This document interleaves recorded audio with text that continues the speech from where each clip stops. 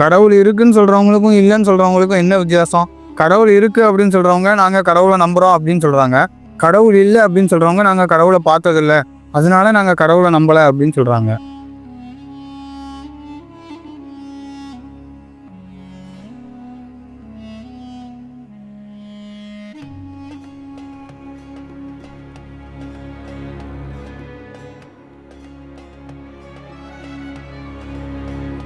என்ன பண்ணிட்டு இருக்கேன்? ஆமி கும்பிட்டுட்டு இருக்கேன். கடவுள் உண்மையிலே இருக்காரா? சங்க இலக்கியங்களே கடவுளை பற்றி அதிகமாக பாடியிருக்கு. எவ்வளோ புலவர்கள் கடவுளை பற்றி பாடியிருக்காங்க. அதை போய் ஃபஸ்ட்டு பாருங்க.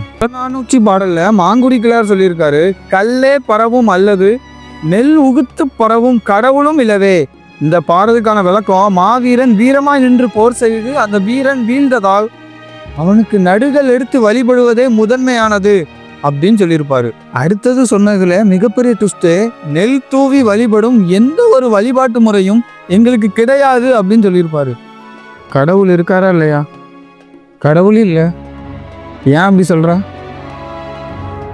கண்ணில் நான் பார்க்கல, ஸோ கடவுள் இல்லை.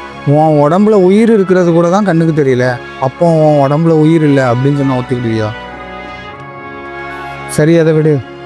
காற்று ஒன்றை சுற்றி இருக்குது அப்படிங்கிறத நம்புறியா? நம்புகிறேன். இதை மட்டும் எப்படி நம்புற?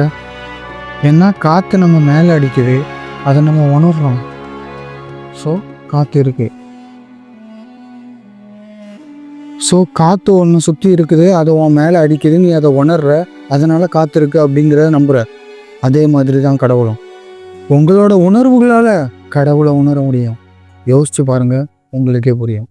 இந்த ஒரு வீடியோ யாரோட உணர்வுகளை புண்படுத்துறதுக்காகவோ யாரோட மனசை கஷ்டப்படுத்துறதுக்காகவோ இல்லை.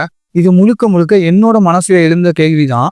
இதுக்கான விடை என்னன்னு தெரிஞ்சுன்னா அதை கமெண்ட் பாக்ஸ் எழுதி பண்ணுங்க.